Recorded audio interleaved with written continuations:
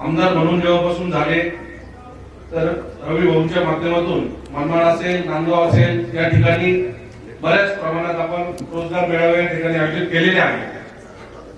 ज्यावेळेस विधानसभेचं इलेक्शन होतं आणि रवीला मी सांगितलं तर रवी आपल्या माध्यमातून ज्या ज्या नोकऱ्या लागलेल्या आहेत त्या मुलांच्या घरच्यांना आपल्याला अप्रोच करायचं.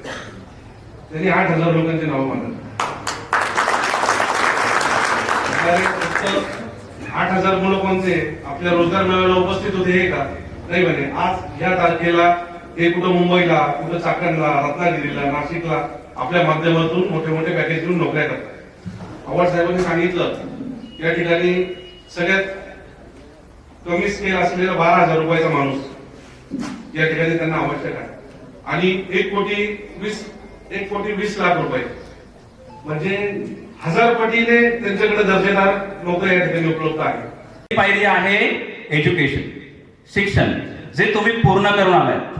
दुसरी पायरी आहे रेफरन्स, परिचय, मेडिएटर, म्हणजे एक असा व्यक्ती ज्या व्यक्तीच्या मार्गदर्शनाने आपल्याला जॉब ऑपॉर्च्युनिटी मिळू शकते.